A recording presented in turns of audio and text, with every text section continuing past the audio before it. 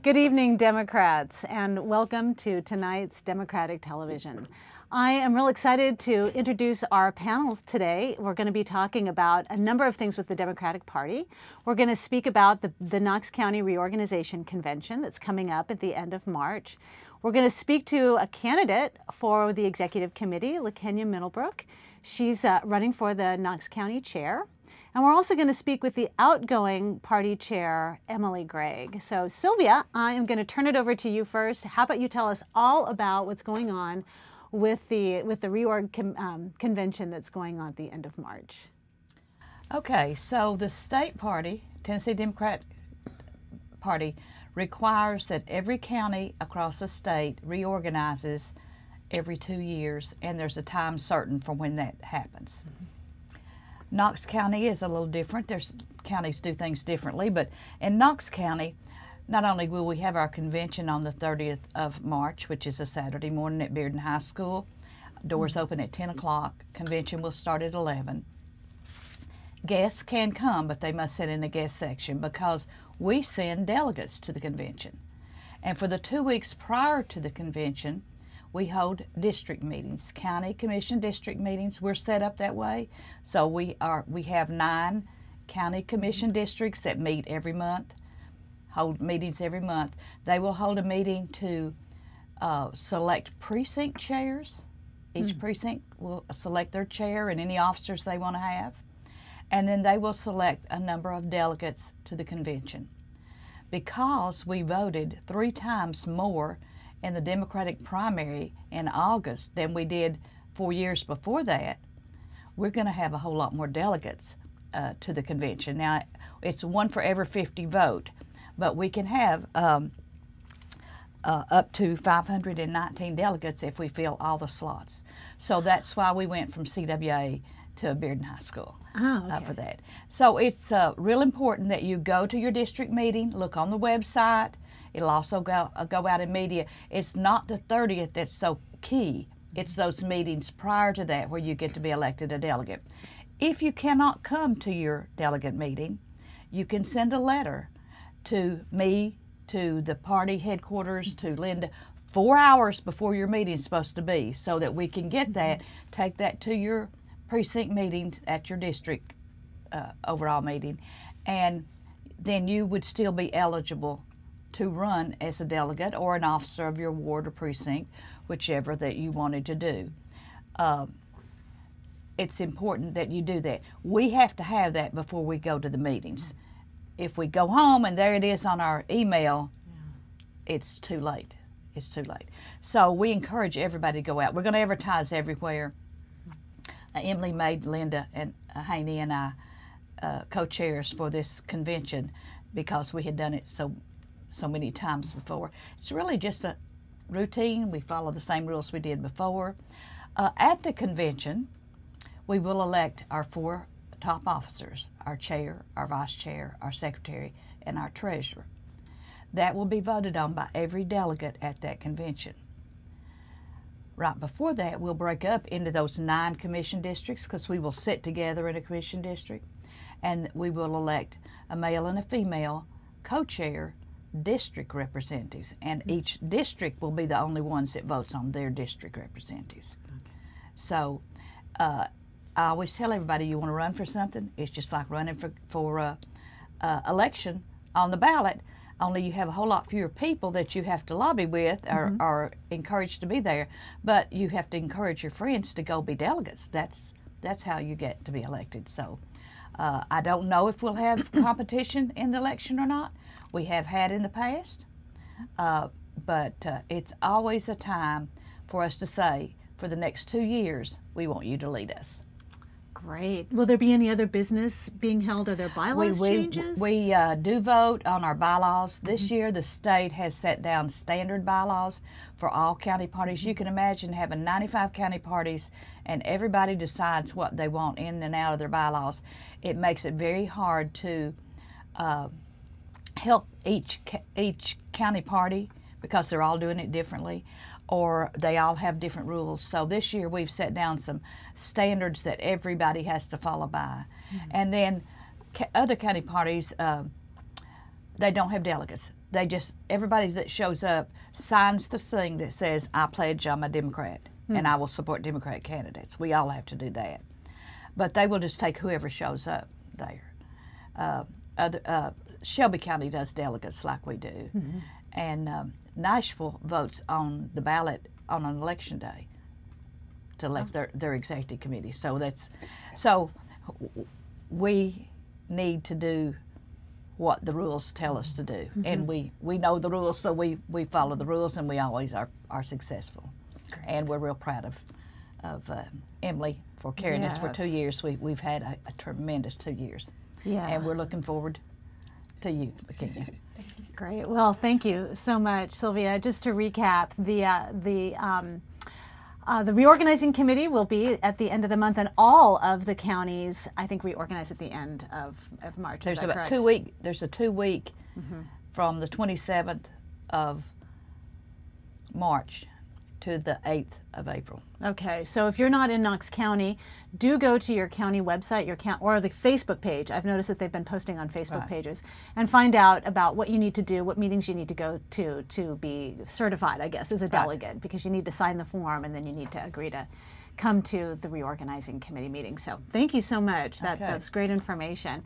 And next, LaKenya, we're so excited that you're going to be running for chair. This is great. I'm really thrilled that you're doing this. Thank you, Renee. So let's hear why you're doing it and what you'd like to accomplish and your qualifications. Yeah, absolutely. So I'm LaKenya Middlebrook. This is kind of odd to me. I think this is only the second time that I've been on this side of DTV, serving as a guest and not a host. And so I'm really excited and grateful to have this opportunity. I am, as has been stated, running for chair of the Knox County Democratic Party. I'm from right here in Knoxville, grew up here, was raised here, educated here, and have been involved in politics since I was a very little child. I think I tell people the first campaign that I remember working on was my dad ran for school board when I was in elementary school, and that was back in the days when you had to like staple the yard sign to the wooden stake. And so I have been politically engaged essentially my entire life, and have worked in political organizing, working directly with candidates in electoral politics, and then also doing a lot of work in community serving organizations here locally, whether it's through Girl Talk Inc. or Knoxville Area Urban League Young Professionals or the NAACP, United Way. And so I love Knoxville. I want to see Knoxville continue to grow, and I believe that democratic representation gives us the best chance of growing in a way that benefits the most people in our community, and that our democratic values are what are going to position more Knoxvillians, more Tennesseans to be successful. And so it's important to me that we have a strong Democratic Party, and we've seen tremendous growth and engagement over the last several years, and the work that Emily has been able to do to build out our infrastructure, to engage folks in volunteering and participating in the party. And I want to see that growth continue so that we can be an even stronger party, and we can see even more awesome candidates like yourself running for office, and actually getting some more folks elected. We were able to see some gains this year, and we want to continue that progress and that growth. And so I've kind of bulleted out about 4 key platform areas that I think are really important. The first is infrastructure investment. So like I said, we've seen a lot of investment in building out the infrastructure of the Knox County Democratic Party. And so we are not a party that needs to be built from the ground up. That work has already been done, and making sure that we're continuing to make those investments in our precinct level organization, in preparing our leadership and our volunteers to adequately serve. And so those are things that we need to see happen to make sure that we continue to grow.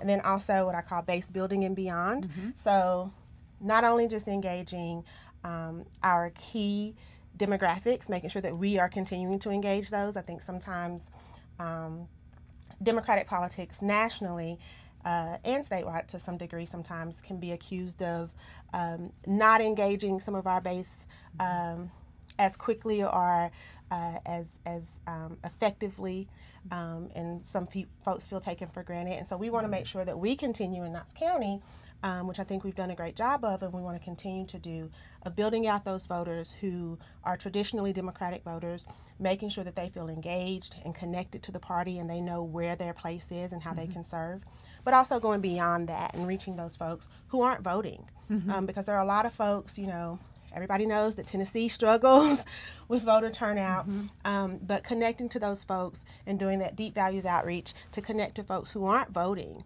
and helping them to understand that we are a party that serves them also and that there are opportunities to serve. Recruiting at the roots, right? Oh, so recruiting at the roots. For our leadership positions, whether it's our precinct leaders or our district reps, our candidates, recruiting at the roots is going into our communities and understanding who are the people who know these communities and that the community knows them and trusts them.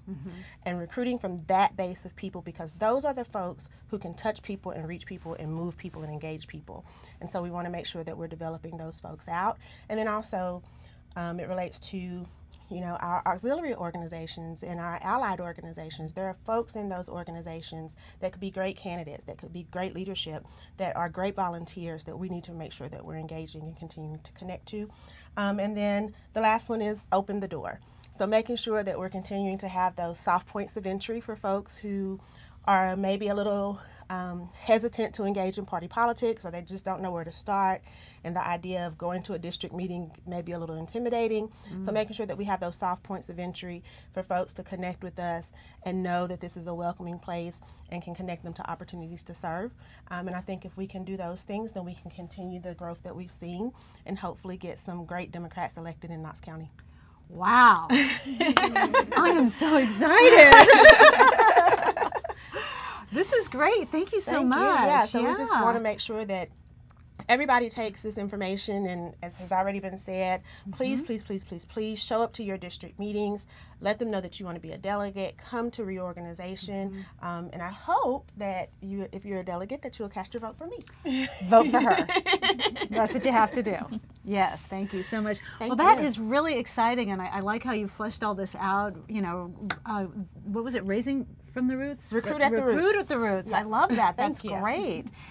So, and there's another first, because I believe that you are the first African American woman to hold a chairship, or you will be after March if there's nobody else out there. Yes. We don't think there is, to hold this chairship in East Tennessee. So that's great. Yes, and you know, I think that that representation is really important and really valuable, and it's not something that I take lightly, because I stand on the shoulders of so many people who trailblazed for me, and so many wonderful Democratic individuals, but especially Democratic women, who encouraged me in politics and, you know, walked in such a way that made me believe that this was something that was possible and a place that I belonged.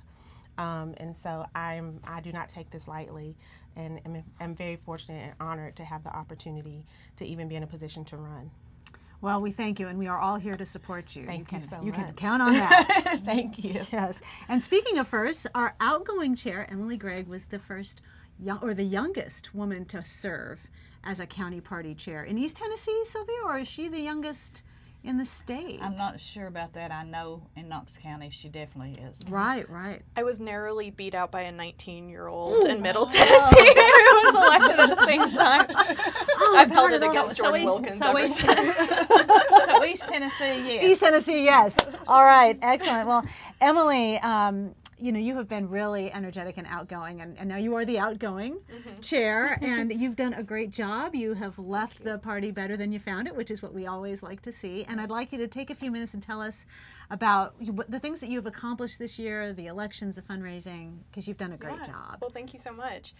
In the last couple of years, we put a large emphasis on doing a lot of fundraising so that we had money to support our district meetings, to support our candidates. We very rarely can do any direct cash infusion into their campaigns because that is such a big lift for a county party, but we were able to hire on eventually 3 staff people to support our campaigns in the last several months of our 2018 Democratic campaigns. And that was something that we named as a goal very early on, and we were proud to accomplish. At first, we really thought we would only be able to bring on 2 people, but every time we held a fundraiser, we exceeded our expectations. So we were very, very proud. In the last 2 years, we've raised over $150,000. Wow. So that, I think, previously really wasn't thought to be possible. We've increased fundraising by 50% in the last 2 years. And so I think that's something that LaKenya will do a really fantastic job of continuing on in the spirit of, because I think we are still leaving possibilities on the table. And our candidates always need more, and they always need more support. In the last several months of the campaign, we had Kelly and Savannah in particular working directly with state legislative candidates in their offices and doing call time with them, creating donor lists, and helping them to do their own fundraising, helping them to get turnout for house parties in precincts and wards across the county, which was something we're really proud to do. It's took more than just 2 years to do that. Yeah. We hired Emily several years ago to do phone banking and recruit volunteers to help in people's campaign. So she's grown from there. It wasn't just we got her as chair. She had grown from each of those positions. And we had started hiring people to help the candidates prior to this, but we never thought we'd ever be able to hire 3 people. We raised enough money to do that. And we felt like that was how we helped our candidates, because you say, I'm a candidate, I've won, oh, now where do I start my bank account? Where do I get my volunteers? What do I put on my palm cards? And a lot of work. And providing that help rather than just handing you out $100 bills, we provide that help. That's what you really need. And I think campaigns, because they are so all-consuming, as you very well know, it's pretty ambitious scope to say we want to be able to help out with them in whatever way we can. So I think what we've learned in the last couple years is where the county party has strength and where we can really narrow our focus, which I really think ought to be working on those house parties and creating those donor lists and sitting down for call times with candidates. But there are places where we, are less valuable, and so we need to sort of narrow that focus in continuing on. And I think, Kelly, who was one of our employees, Kelly May, she's running for secretary of the county party, and I think she'll do a really fantastic job of bringing her on-the-job experience to those kinds of conversations and building a better program in the next couple of years. Wow, that's great. Well, you've done a great job, all of you. All of us in the last couple of years have worked really hard to have democratic principles, put out to the public, and we fielded a lot of candidates this year. Every position. Had somebody running. Emily fielded. And I've been telling people, when I was on the campaign trail, I said, everyone that's on the ballot is a quality candidate. There is not a lemon in the bunch. And with a group that big, you'd think there would be. And there wasn't. We just had really great candidates. And so speaking of elections, we have another one coming. We have a bunch of elections coming up. So we have a city election, which is nonpartisan, but that doesn't mean that you can't get involved with the candidates that you like. And so we're really encouraging people to get out, find a candidate that you like, and go work for their campaign, because they need volunteers. So we've got a city mayor at Knoxville election. Then we have 3 at-large city council seats, and District 5 is up. And I think we're running good candidates in all of them, and good progressive candidates. So there'll be some really good choices. And then we've got 2020, which apparently started in 2018. My God, they're all coming out. December 2018. Oh, I know. It was like the day after the election, everybody's announcing. I wanted a few months just to not have to think about elections, but we're not going to get that. No. So I'd like you to take a minute and give us some feedback on what you think the 2020 season's going to look like for Democrats, both here and nationally. Well, it has to be exciting because we have so many good candidates running. And I think back when the Republicans had so many running and they had the debates and all, we listened to all that stuff. we're going to get to listen to it with the Democrats, and we're going to love what we hear. Yeah. Yeah, Yes. Yeah. absolutely. Yes. I agree. I mean, I'm really excited because I think our presidential primary, is going to bring such an infusion of new energy because there are there's such a wide field of candidates and such diversity in those candidates that I think we're going to see a lot more volunteers just come into the party, just like we did back in 2016. And So it's only we're 1 just- year away, Exactly. March of 2020. Yeah. I mean, our primary is coming up sooner than you expect. So I'm really excited to get even more new blood in the mix, excite some young voters, and get some new leadership. I think it's a really great time to be a Democrat in Tennessee. Yeah. Yeah, I am very excited. I'm also bracing myself for for the madness that is going to be the 2020 elections. Emily can bask in it because she's going to be a little further removed from it. But I'm super excited about, especially on the national level, the field of candidates that we're seeing so far. I hear a lot of folks say, "Oh, it's going to be too many. It's going to be overwhelming." But I think that y'all are right. It's going to infuse so much energy, and there's going to be something that I think everyone can find to connect to, which becomes a point of entry for more volunteers, for more enthusiasm, for more engagement. It floods us with ideas and with opportunities. And from what I'm seeing so far of the candidates that are declaring, none of these folks especially scare me, so there's a high quality of candidate, and it kind of speaks to what you were saying with our last cycle and the candidates that we were able to put forth. There wasn't a limit in the bunch. All of these folks are qualified candidates who are prepared and are capable, and that's exciting. And then even trickling down, I think that energy will infuse a lot of energy into our state and local races, because we'll also have county races.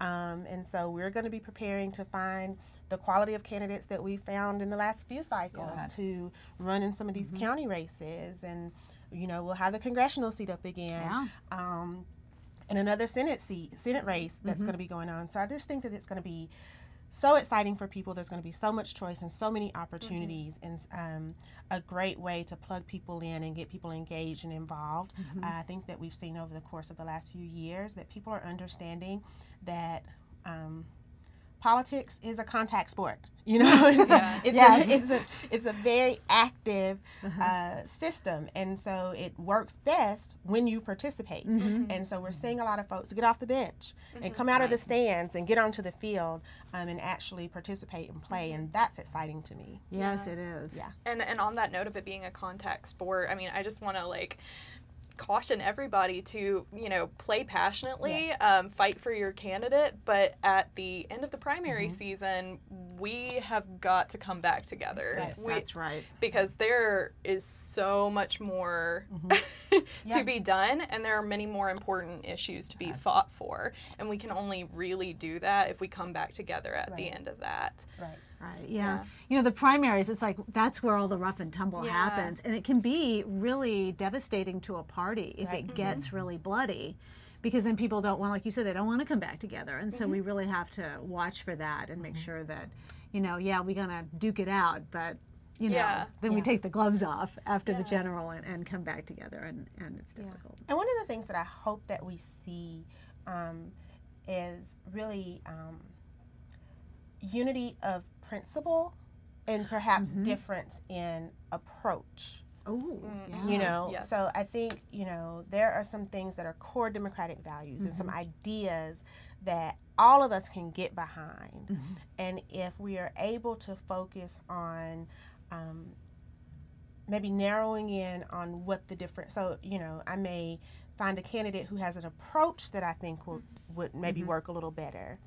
And so if the discussion and the debate is around kind of the nuance, but we can all come to, I don't want to say necessarily a consensus, because there is going to be some difference, but if we can kind of focus around some key areas that are critical and important to all of us as Democrats, then I think hopefully that makes the transition a little bit easier. And so understanding that just because somebody isn't approaching it from the angle that you preferred, it doesn't mean that they are not passionate about that issue and are going to be better for us than what we currently have. Right. Boy, that's the truth, yeah. huh? So we've got, just so far statewide, we've got one person declared for Senate, and Yes. that's James Mackler, who ran the last cycle, and so I'm really looking forward. He's coming to town next week. There's going to be an event. The Blue Dots are putting on an event for him, so I encourage folks to come out and meet James Mackler. I found him to be super engaging, and he's got a great story. And that's one thing, I think we need to tell our candidates is, really hone in on that story for your issues, because we like to talk about the policy. I know I'm a terrible policy geek. I just want to get in and be like, well, this word means that, and if you take that word out, then it doesn't apply to anything. And people just like glaze over. My background is in law, so I'm the same way. Yeah. So, but to have the relevance and the policy is such a good combination. And that's the most effective way for us to win over those persuadable votes too, is to remind folks that we are their neighbor. We have shared experiences with them. We went to the same high school and we have a similar story. And it's about humanizing us again, because we've allowed sort of these national narratives to take hold of our local politics. And I don't know about you, but I didn't hear a lot of people talking about Kavanaugh in their state ledge race, you know what I mean? Like, yeah. So why do we allow that narrative to define our candidates? It's not fair to them. Yeah. You have to know your race. I think that is Well, and you have to be sensible about it. You might not love your candidate in your party, but how will they vote when it comes time to vote? Even if they're not 100% voter and are only 50% voter, you can look across at the other candidate. Do you want them to win? They will never vote for you. right. So I like to look at the numbers of, let's be realistic about this. It's better to have somebody most of the time than never vote your way. And I know that I've been guilty of this, like voting for, jumping ship and voting for a Republican candidate because you don't want someone. And I've been telling people we can't do that anymore. We have to line up behind our Democratic candidate and push that person forward. It's like a football game, we're at first down and they just keep moving them across the field to the touchdown. And I just think it's so important that we really rally behind our Democrat, because now we've got people to vote for. Right. Well, and I encourage everybody to look at their circle of friends too. Like, do all of your friends agree with you on every single point? No, but you still love them. You still give them time and patience that you don't apparently afford to other folks. But we need to start affording that to other people, especially our candidates, because it's tough there. It's tough on the field to be right about everything every time. Yeah. Right. And, I think it's important that folks understand and realize there's no such thing as a perfect candidate. And what's perfect to you isn't going to be perfect to somebody else, and so what's perfect to somebody else isn't going to be perfect for you. But I think as long as we stay engaged and involved and really push grassroots involvement, then we will start to see candidates whose views and values and actions and votes reflect the constituency that they have. So if we're here in our community on the ground pushing them in that direction, then we are only going to make our candidates better, and we are going to force them to reflect the desires of our community more. We heard last time, because so many people were new, brand new. Right. Brand new. And from the time they started talking to us till election day, they had grown so much. They understood so much better, and we're a better candidate. And I always say, now we've got a bench. Yeah, we do have a bench now for the first time. So thank you all for coming out today. This has been Democratic Television. Thank you so much for joining.